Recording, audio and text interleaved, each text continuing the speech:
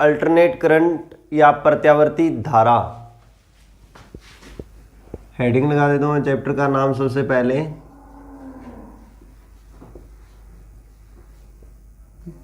प्रत्यावर्ती धारा। चलिए, प्रत्यावर्ती धारा को जब अपने डिस्कस करते हैं तो अपने चैप्टर को स्टार्ट करते हैं सबसे पहले धारा से। धारा होती क्या है, प्रत्यावर्ती धारा क्या है, दिष्ट धारा क्या है, यह कितने प्रकार की होती है और किन किन चीजों पर निर्भर करती है, उन सब के बारे में यहाँ पे अपने जानेंगे। तो सबसे पहली यहाँ पे इस चैप्टर की हेडिंग आती है धारा। धारा के बारे में आपने पहले 5th चैप्टर में पढ़ लिया इलेक्ट्रिक करंट के लिए। इलेक्ट्रिक करंट होती क्या है, आवेश प्रवाह की दर,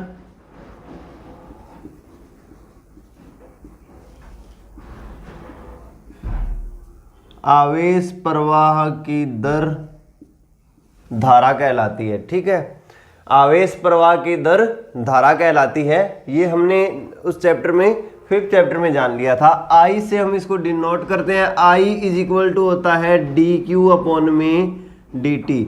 मात्रक था इसका एम्पियर,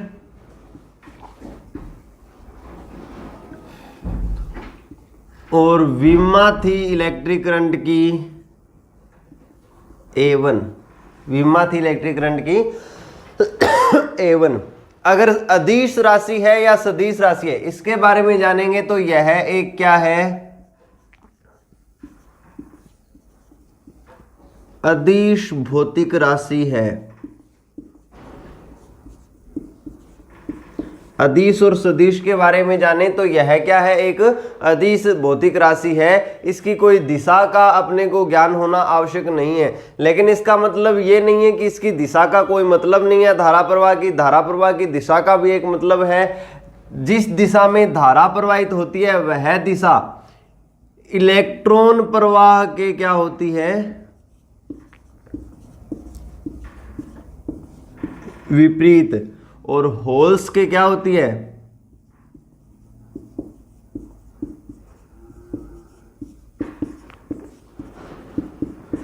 लेकिन यहां पे इन दोनों में इलेक्ट्रॉन प्रवाह के विपरीत दिशा में होती है, होल प्रवाह की दिशा में होती है। इन दोनों ही लाइनों के अंदर हम एक चीज यहां पे ध्यान रखने के लिए ये चीज रखते हैं कि जो ये दिशा बता रही है, ये आवेश प्रवाह की दिशा को बता रही है कि आवेश प्रवाह, अगर इलेक्ट्रॉन हो रहा है, इलेक्ट्रॉन पे चार्ज होता है नेगेटिव चार्ज के कारण इलेक्ट्रिक करंट है वो अपोजिट साइड में क्या होगी, फ्लो होगी, और होल्स पे पॉजिटिव चार्ज होता है, आवेश पॉजिटिव है, तो उसकी डायरेक्शन में धारा प्रवाह होगी।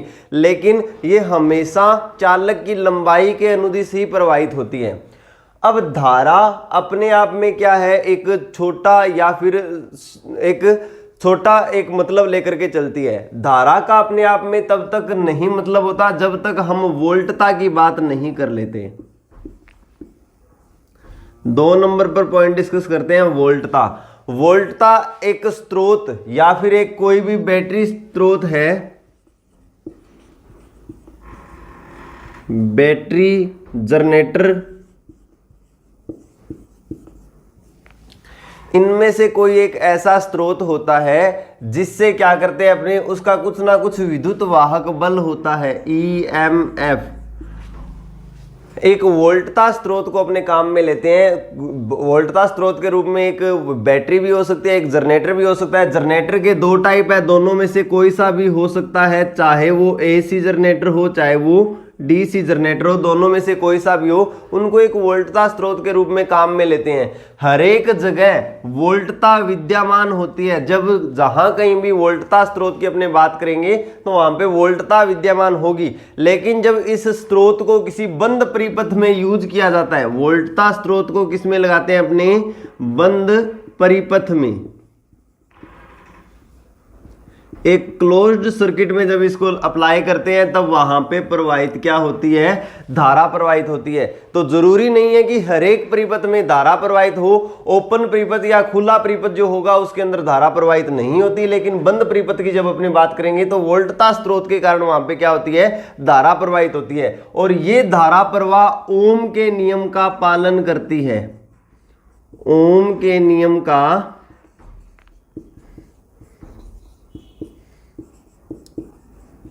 ये धारा प्रवाह ओम के नियम का पालन करती है और वहां ओम का नियम होता है V is equal to I R. R उस परिपथ का प्रतिरोध होता है, V होती है वोल्टता और I होती है इलेक्ट्रिक करंट। क्लियर है यहां तक? इतनी चीज हमने अब तक पढ़ ली थी पहले के चैप्टर्स में। अब इसके बाद अपने बात करते हैं कि हमने अभी तक दिशा की बात नहीं की, लेकिन ये जो दिशा है धारा की, इलेक्ट्रॉन प्रवाह के विपरीत होल प्रवाह की दिशा, वहीं बैटरी या जनरेटर की बात करें तो उसके होते हैं टर्मिनल्स। बैटरी या जनरेटर के होते हैं टर्मिनल्स, और टर्मिनल दो होते हैं पॉजिटिव और नेगेटिव। दो टर्मिनल होते हैं पॉजिटिव और नेगेटिव। अगर चाहे तो ये दिशा धारा प्रवाह की, चाहे ये टर्मिनल, इन टर्मिनलों को क्या होगा, जब इन टर्मिनलों की पोलैरिटी जो है, ध्रुवता है, वो क्या होती रहे, चेंज होती रहे। या क्या होगा जब ये धारा प्रवाह है, इलेक्ट्रॉन एक बार परिपथ में इस दिशा में गति करे और दूसरी बार इसके अपोजिट डायरेक्शन में गति करे, तब वहां पे क्या होगा। तो उस कंडीशन को स्टडी करने के लिए अपने इस चैप्टर में पढ़ते हैं प्रत्यावर्ती धारा के प्रकार के बारे में। तो धारा दो प्रकार की होती है। धारा दो प्रकार की होती है। अब उन दो प्रकारों के नाम की बात करेंगे तो पहला नाम कौन सा है, अल्टरनेट करंट। दूसरा नाम कौन सा है, डायरेक्ट करंट। अब यहां पे अपने एक कंफ्यूजन अपने माइंड में क्रिएट रखते हैं। हम बोलते हैं एसी धारा और डीसी धारा, जो अपना बोलने का तरीका भी गलत है। एसी जो नाम है उसमें धारा नाम पहले से ही आ गया है, डीसी के अंदर भी क्या है, धारा नाम पहले से भी आ गया है। तो आप अल्टरनेट करंट बोल सकते हो, या एसी बोल सकते हो, डायरेक्ट करंट बोल सकते हो, या डीसी बोल सकते हो। ऐसा नहीं बोल सकते अल्टरनेट एसी करंट और डीसी करंट, वो अपना वर्ड क्या हो जाता है, गलत हो जाता है। अब यहां पे अपने बात करेंगे सबसे पहले डीसी क्या होती है, दिष्ट धारा क्या होती है। जब अपने दिष्ट धारा की बात करते हैं तो वह धारा जिसकी दिशा समय के सापेक्ष अपरिवर्तित रहती है, वह धारा जिसकी दिशा समय के सापेक्ष अपरिवर्तित रहती है, क्या कहलाती है, दिष्ट धारा। वह धारा जिसकी दिशा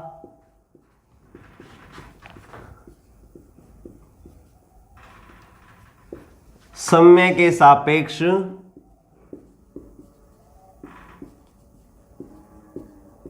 अपरिवर्तित हो,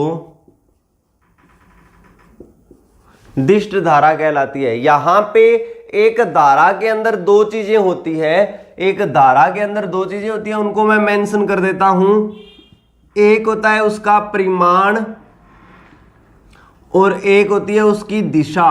और ये दिशा की जब अपने बात कर रहे हैं तो ये दिशा जो है वो इस चीज के रूप में है, इलेक्ट्रॉन प्रवाह के विपरीत और होल प्रवाह की दिशा, उन आवेशों के प्रवाह की दिशा की अपने बात कर रहे हैं धारा के लिए।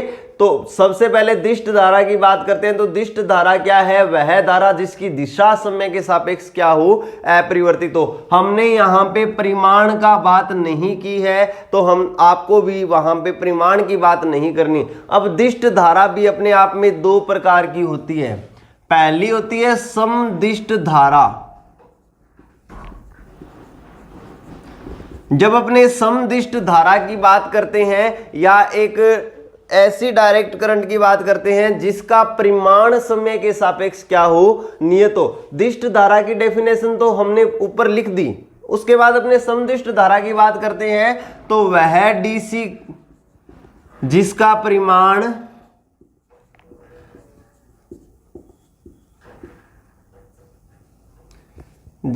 परिमाण अपरिवर्तित हो,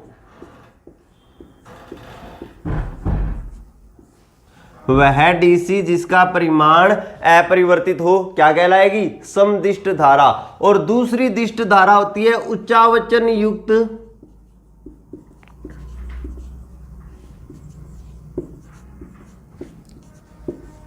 दिष्ट धारा या फ्लक्चुएटेड डीसी, उच्चावचन युक्त दिष्ट धारा या फ्लक्चुएटेड डीसी। उसकी अपने बात करेंगे तो वह डीसी जिसका परिमाण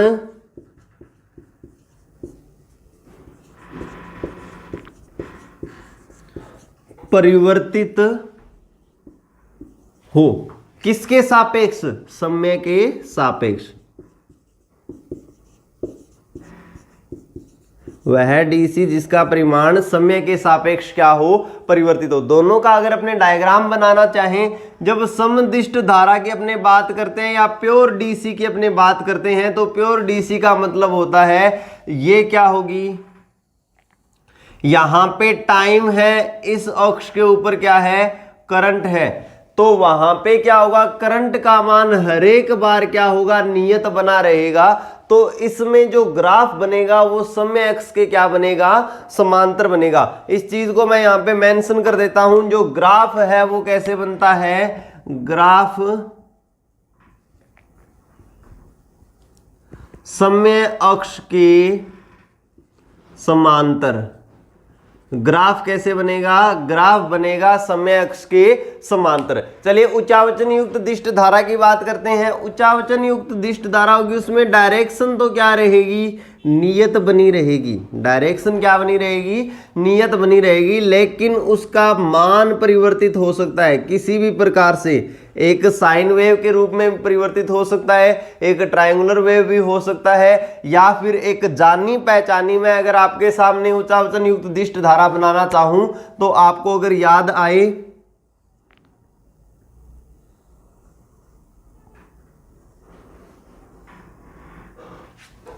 कहीं पे ये आपने दिष्ट धारा को पढ़ा होगा।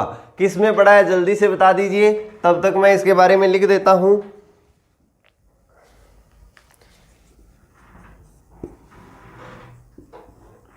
एक टाइम अक्ष है, एक करंट अक्ष है।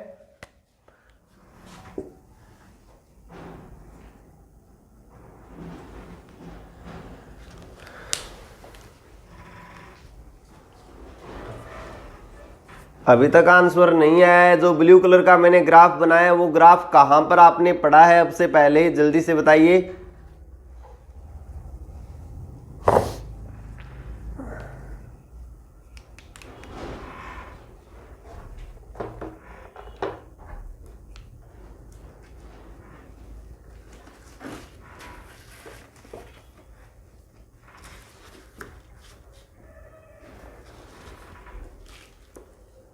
एकेंदर half wave rectifier. Anyone else? कोई और जो बताना चाहिए इसका आंसर?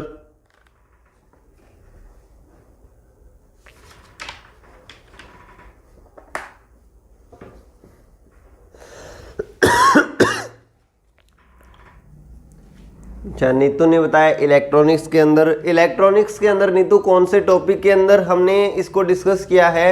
उस टॉपिक का नाम भी बताइए साथ में।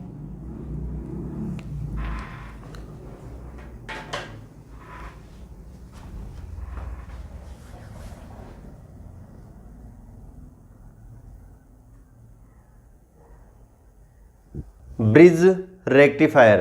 ब्रिज और सेतु एक ही बात है नीतू। चलिए, आप अपनी उम्मीदों पर खरे उतर रहे हो। अपने इसका आंसर बता देते हैं कि ये जो आपने पढ़ा है वो ग्राफ आपने पढ़ा है पूर्ण तरंग दिष्टकारी।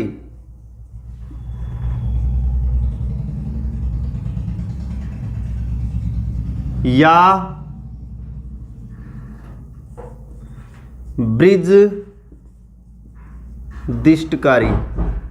इन दोनों के अंदर जो आपका ग्राफ मिला था वो ऐसा मिला था, और आप उस टॉपिक के नाम से ही बता सकते हो कि जो आपने ग्राफ बनाया था वो ग्राफ किसके लिए था?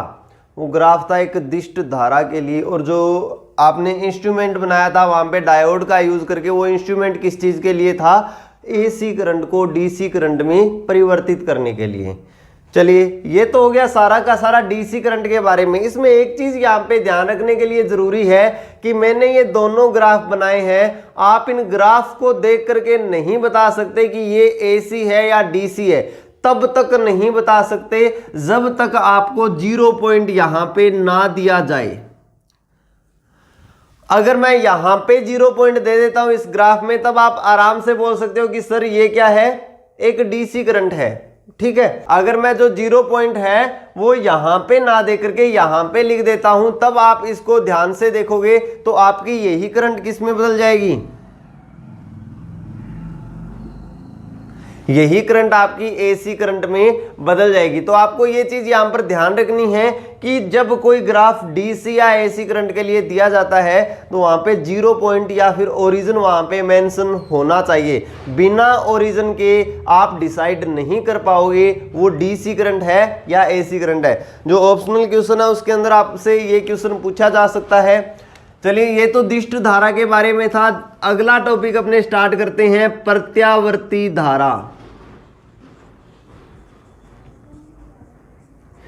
प्रत्यावर्ती धारा या फिर एसी, अल्टरनेट करंट।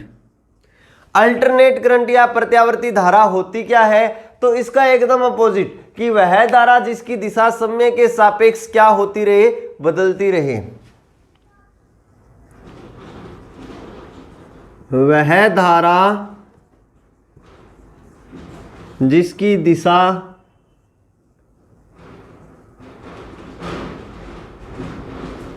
समय के सापेक्ष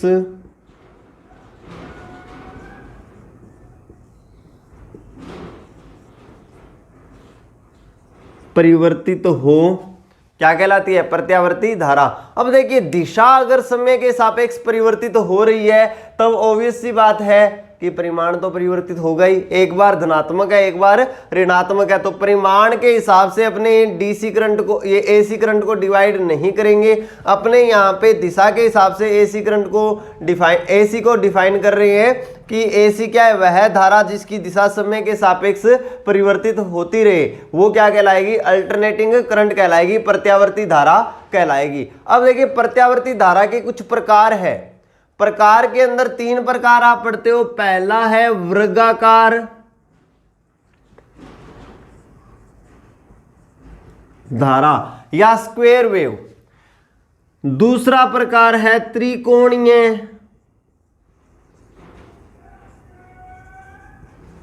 या ट्रायंगुलर वेव। तीसरा प्रकार यहां पे आता है आपका साइन वेव या फिर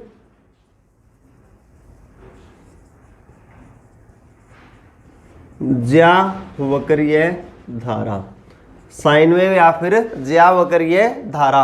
अब इनके नाम से ही पता चल रहा है कि वह धारा जिसका परिमाण, दिशा के रूप में तो हमने प्रत्यावर्ती धारा बता दी, वह प्रत्यावर्ती धारा जिसका परिमाण क्या रहे, एक वर्गाकार रूप में परिवर्तित होता रहे। वह धारा जिसका परिमाण त्रिकोणीय रूप में परिवर्तित होता रहे। वह धारा जिसका परिमाण एक साइन वेव, एक साइन के फलन के रूप में परिवर्तित होता रहे। तीनों की डेफिनेशन इस प्रकार से लिख सकते हो। अदरवाइज आप डायग्राम को याद रख सकते हो। डायग्राम आपके इसका पूरा का पूरा डेफिनेशन देगा। देखिए किस प्रकार से, जब मैं वर्गाकार धारा की बात करता हूं,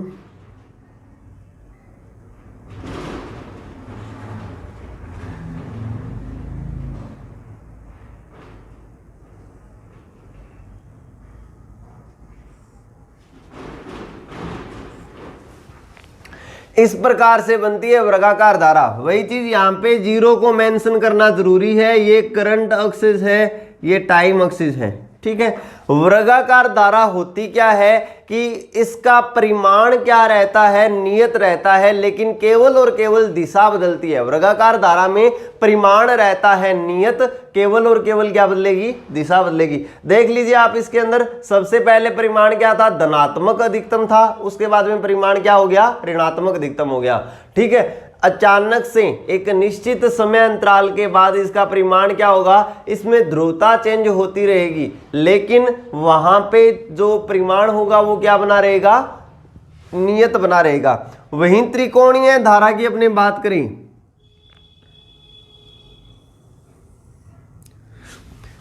त्रिकोणीय धारा में देखिए कैसे होगा,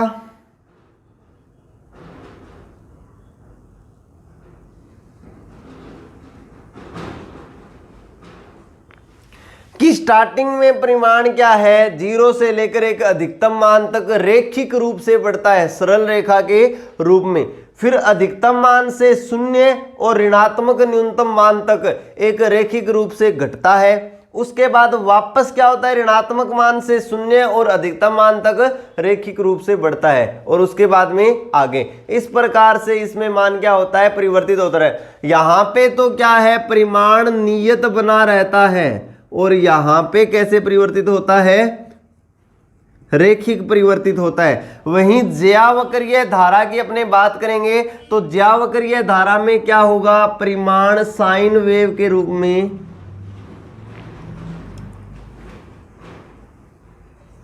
यहां पे है आई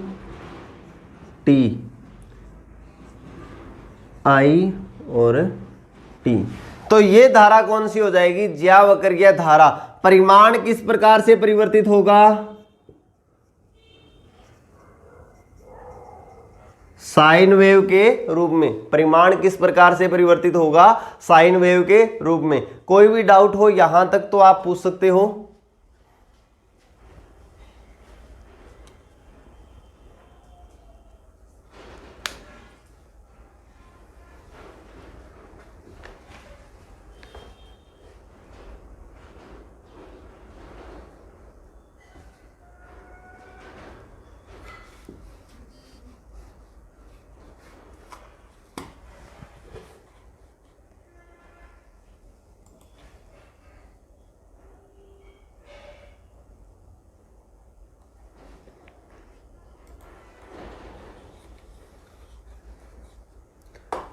गगन शर्मा आपका क्वेश्चन है, सर डीसी की आवर्ती और आवर्तकाल कितना होता है।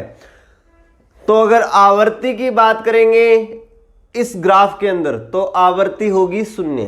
आवर्ती की बात करेंगे तो इस आवर्तकाल के अंदर आवर्ती क्या, इस ग्राफ के अंदर आवर्ती क्या होगी, 0 होगी। अगर यहां पे आवर्ती 0 है तो वहां पे आवर्तकाल अनंत होगा। यहां पे आवर्ती 0 है तो आवर्तकाल कितना हो जाएगा, अनंत हो जाएगा। अगर डायरेक्ट आपसे क्वेश्चन पूछा जाता है एक दिष्ट धारा का आवर्ती, दिष्ट धारा की आवर्ती और आवर्तकाल कितना होता है, तो आपका आंसर सिर्फ यही आएगा कि उसकी आवर्ती और आवर्तकाल क्या होता है, 0 होता है। लेकिन ऐसा उच्चावचन युक्त दिष्ट धारा के लिए सत्य नहीं है। उच्चावचन युक्त दिष्ट धारा के लिए आपको ध्यान रखना है कि यहाँ पे ग्राफ किस प्रकार से परिवर्तित हो रहा है। अगर ग्राफ एक आवर्ती फलन है, जैसे कि मैंने यहाँ पे बनाया, यहाँ पे ग्राफ एक साइन वेव है, नीचे वाला जो ग्राफ है वो साइन स्क्वायर वेव है, तो इन दोनों के अंदर कुछ ना कुछ आवर्ती होगी। और अगर यहाँ पे आवर्ती है तो आवर्तकाल भी वहां पे होगा। विकास कुमार डीसी करंट वाला रिपीट कर देते हैं अपने एक बार। डीसी करंट वह करंट है जिसकी दिशा समय के सापेक्ष अपरिवर्तित रहे। वह करंट, वह धारा जिसके लिए क्या है, दिशा क्या हो, समय के सापेक्ष अपरिवर्तित रहे। परिमाण की बात हमने नहीं की। जब परिमाण की बात करेंगे तो उसको 2 भागों में बांट देंगे। समदिष्ट धारा अगर परिमाण नियत हो, उच्चावचन युक्त दिष्ट धारा फ्लक्चुएटेड डीसी जिसके अंदर क्या हो, परिमाण परिवर्तित हो रहा हो, लेकिन दिशा हमेशा, पोलैरिटी या ध्रुवता उसकी चेंज नहीं होनी चाहिए। कोई डाउट है यहां तक तो पूछ सकते हो।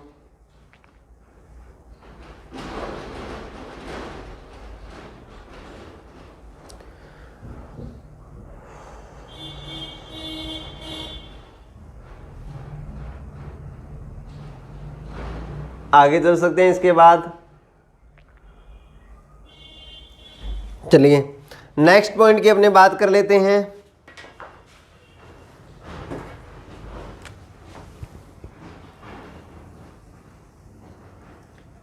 देखें हम क्या कर रहे हैं, एसी करंट को पढ़ रहे हैं। अब एसी करंट में जो मूल करंट होती है, प्रत्यावर्ती धारा, वो ज्यावक्रीय धारा होती है। जनरेटर वगैरह से जो अपने को प्रत्यावर्ती धारा प्राप्त होती है वो एक साइन वेव धारा होती है। इसको अपने बोलते हैं मूल एसी,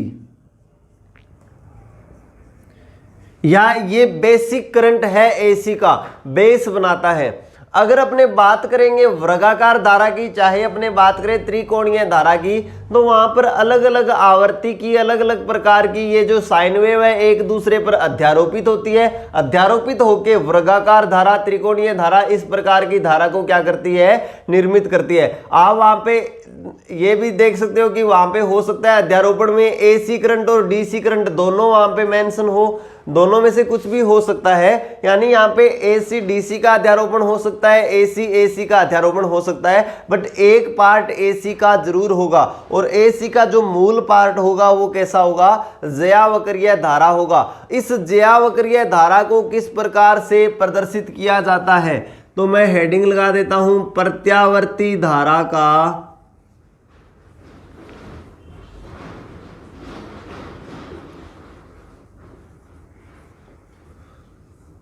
प्रदर्शन, प्रत्यावर्ती धारा का प्रदर्शन। अब देखिए पोलैरिटी या ध्रुवता, ऐसा तो है नहीं कि कोई भी चालक है उसके अंदर आवेश है, वो आवेश इधर चल रहे थे, अचानक से उनके मन में आई, उन्होंने अपनी डायरेक्शन चेंज कर दी, इधर चलने लगे, ऐसा तो नहीं होगा। जो ध्रुवता चेंज होगी वो किसकी वजह से होगी, वोल्टता स्रोत की वजह से होगी। जो ध्रुवता चेंज होगी वो किसकी वजह से चेंज होगी, वोल्टता स्रोत की वजह से चेंज होगी। तो हम सबसे पहले प्रत्यावर्ती वोल्टता को यहां पे मेंशन करते हैं। प्रत्यावर्ती धारा का प्रदर्शन करने के लिए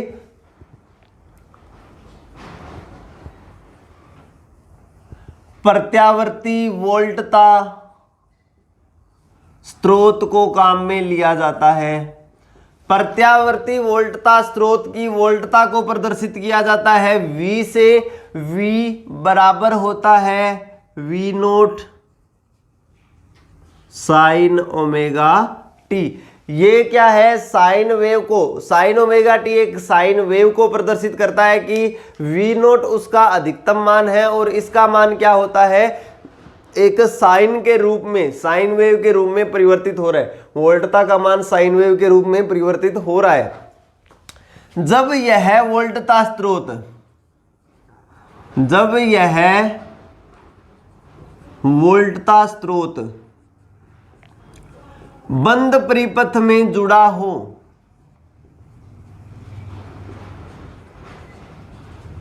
तब ये क्या करेगा, जब ये वोल्टता स्रोत बंद परिपथ के अंदर होगा तब ये वहां पे उत्पन्न करेगा धारा, और इसके कारण जो धारा प्रवाहित होगी वो इसके टर्मिनल चेंज होने के कारण उसकी दिशा क्या होगी, लगातार परिवर्तित होगी।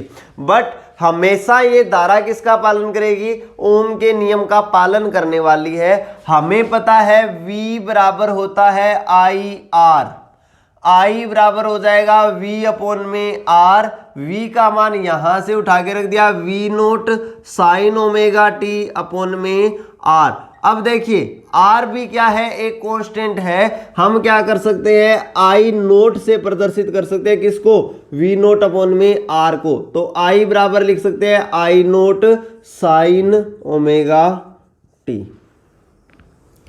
अपने पास दो मान आ जाते हैं, V बराबर V note sine omega T, प्रत्यावर्ती वोल्टता स्रोत, और उस वोल्टता स्रोत की वजह से बंद परिपथ में प्रवाहित धारा, यह धारा क्या होती है, प्रत्यावर्ती धारा या अल्टरनेटिंग करंट। कोई डाउट हो यहां तक तो पूछ लीजिए।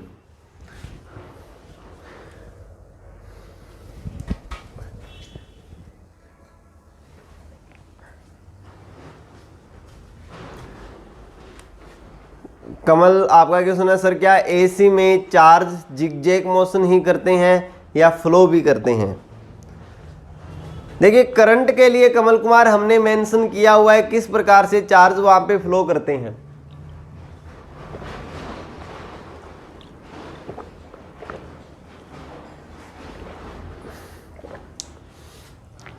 पहली चीज तो यादृच्छिक गति होती है चार्ज की जब कोई बाह्य विद्युत क्षेत्र वहां पे मौजूद नहीं होता।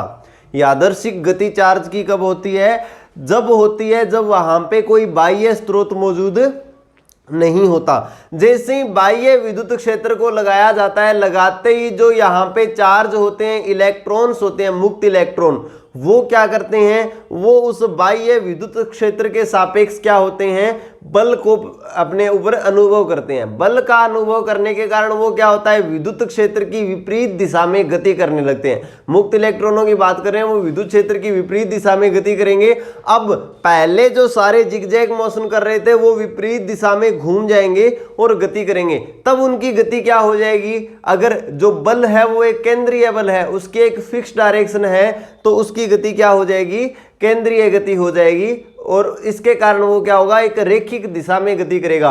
ये चाहे डीसी करंट हो चाहे एसी करंट हो, इस प्रकार से ही होगा। अपवहन वेग के अंदर हमने उनको मेंशन भी किया है, ठीक है। उसके बाद क्या होगा, एसी करंट है तो उसकी पोलैरिटी चेंज होगी, ध्रुवता चेंज होगी, ध्रुवता चेंज होने के कारण उसकी डायरेक्शन बदल जाएगी, लेकिन मोशन क्या रहेगी, वहां पे रेखिक ही होती रहेगी। क्लियर है?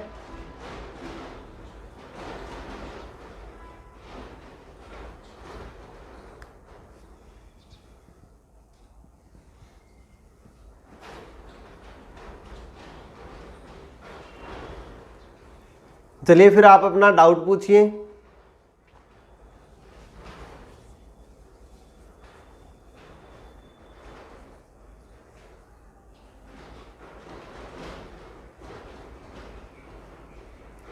अच्छा, आपका क्वेश्चन यहाँ पे कमल कुमार जिगजैग मोशन का नहीं है, आप वहां पे पूछ रहे हो कि चार्ज जो होते हैं वो अपने उन पॉइंट्स पर ऑसिलेशंस करते हैं, दोलन करते हैं, या फिर वो आगे फ्लो होते हैं।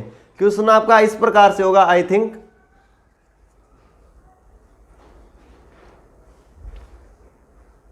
हाँ, क्वेश्चन में जिगजैग मोशन का मतलब होता है कि जो गैस के कण, आपने पढ़ा है काइनेटिक थ्योरी ऑफ गैसेस के अंदर, गैस के कण जो गति करते हैं जिगजैग मोशन के रूप में, आपने उस प्रकार से बात की है। लेकिन यहां पे आप पूछ रहे हो वो ऑसिलेशंस होता है, दोलन। देखिए दोनों ही कंडीशन है। एग्जैक्टली एक चालक के अंदर किस प्रकार से इलेक्ट्रॉन गति कर रहे हैं उसको डिसाइड कर पाना बहुत ही ज्यादा मुश्किल है, क्योंकि अपने उनको देख नहीं सकते। चार्ज किस प्रकार से फ्लो हो रहा है उनको अपने देख नहीं सकते। अलग अलग थ्योरी है। कई साइंटिस्ट वहां पे ये बोलते हैं कि जो चार्ज होते हैं इलेक्ट्रॉन, ऐसा नहीं है कि धातु की सतह को छोड़ देगा, धातु के अंदर ही रहेगा वो इलेक्ट्रॉन। जो चालक है अपने पास, उस चालक के अंदर ही रहेगा, उस चालक से बाहर नहीं जाएगा। ऐसा नहीं है किसी चालक में से अपने धारा को प्रवाहित करवाएं और उसमें इलेक्ट्रॉन विपरीत दिशा में गति करता हुआ एक साइड क्या आ जाए, नेगेटिव चार्ज आ जाए चार्ज पे, और दूसरी साइड पॉजिटिव चार्ज आ जाए। ऐसा नहीं होगा। वहां पे दो कंडीशंस हो सकती है। वहां पे अगर चार्ज खुद गति कर रहा है, चार्ज खुद गति कर रहा है, तब वहां पे जो सिद्धांत दिया गया था वो ये था कि जब चार्ज गति कर रहा है तो उस चार्ज के लिए जो रिक्वायर्ड इलेक्ट्रॉन्स है वो वहां पे, मतलब जो चार्ज यहां से एक इलेक्ट्रॉन निकला यहां तक चला गया, तो इसके लिए यहाँ पे एक होल बन गया।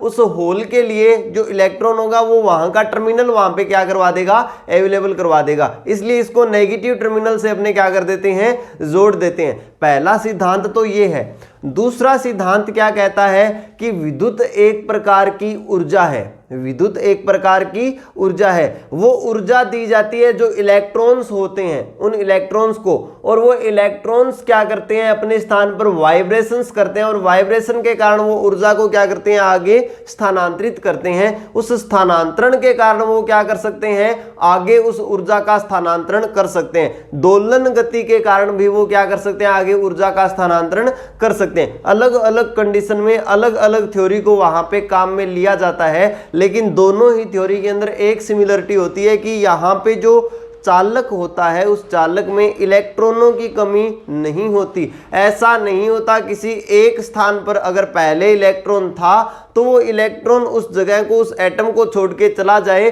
और वो जो एटम है वो पॉजिटिव चार्ज हो जाए। ऐसा वहां पे नहीं होगा। अगर ऐसा वहां पे होगा तो मुक्त इलेक्ट्रॉन चालक के पास खत्म हो जाएंगे। Is that clear?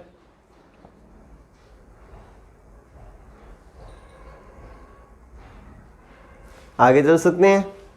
चलिए अब यहां से कुछ 3-4 पॉइंट है, उन पॉइंट को अपने पढ़ लेते हैं। पहला होता है तात्क्षणिक मान धारा का, तात्क्षणिक मान, या इसको बोलते हैं इंस्टेंट वैल्यू। धारा की इंस्टेंट वैल्यू क्या है, तात्क्षणिक मान क्या है। तात्क्षणिक मान का मतलब होता है किसी क्षण विशेष पर मान, किसी क्षण विशेष पर मान। तात्क्षणिक मान का मतलब क्या है? किसी क्षण विशेष पर मान। ये जो v से प्रदर्शित कर रहे हैं, ये v क्या है और ये I क्या है, उसका तात्क्षणिक मान है, उसको प्रदर्शित करता है। किसी समय t पर उस धारा का या उस वोल्टता का मान क्या कहलाता है? तात्क्षणिक मान। ग्राफ से भी अपने मेंशन कर सकते हैं। एक साइन वेव, ये जो साइन वेव है, यहां पर I का मान कितना है? यहां पर I का मान कितना है? यहां पर I का मान कितना है? इस फिक्स टाइम के ऊपर t बराबर 2 सेकंड, t बराबर 1 सेकंड के ऊपर उस करंट का मान कितना है, या फिर अपने बोले उस वोल्टेज का मान जो स्रोत से प्राप्त हो रही है उसका मान कितना है, उस मान को अपने क्या कहते हैं? तात्क्षणिक मान। तात्क्षणिक मान पॉजिटिव भी हो सकता है, नेगेटिव भी हो सकता है, जीरो भी हो सकता है। तात्क्षणिक मान पॉजिटिव भी हो सकता है, नेगेटिव भी हो सकता है, जीरो भी हो सकता है। डिपेंड किस पे करेगा? साइन ओमेगा टी पर। डिपेंड किस पे करेगा? साइन ओमेगा टी पर। Is that clear? तो ये जो I और V है दोनों समीकरण में, V और I ये इंस्टेंट वैल्यू को प्रदर्शित करते हैं। ये दोनों मान किनको प्रदर्शित करते हैं? इंस्टेंट वैल्यू को। 2 नंबर पर आता है शिखर मान। शिखर मान को अपने कहते हैं पीक वैल्यू, यानी अधिकतम मान। शिखर मान का मतलब क्या है? Peak value. पीक वैल्यू इसका मतलब हो गया अधिकतम मान। अधिकतम मान का मतलब है कि उस प्रत्यावर्ती धारा का अधिकतम मान कितना हो सकता है, उस मान को अपने क्या कहते हैं? Peak value. पीक वैल्यू को यहां पे प्रदर्शित किया जाता है V0 और I0 से, V0 और I0 से, और इनका मान हमेशा होता है पॉजिटिव, क्योंकि नेगेटिव साइन कौन देगा? साइन ओमेगा टी देगा। नेगेटिव साइन कौन देगा? साइन ओमेगा टी देगा। पीक वैल्यू क्या होती है? पीक वैल्यू होती है जहां पर मान धारा या वोल्टता का क्या होता है? अधिकतम होता है। उस मान को अपने क्या बोल देते हैं? Peak value. कोई डाउट है यहां तक शिखर मान के लिए? शिखर मान हमेशा धनात्मक होता है। V0 और I0 का मान हमेशा अपने क्या लेकर के चलते हैं? धनात्मक लेकर के चलते हैं।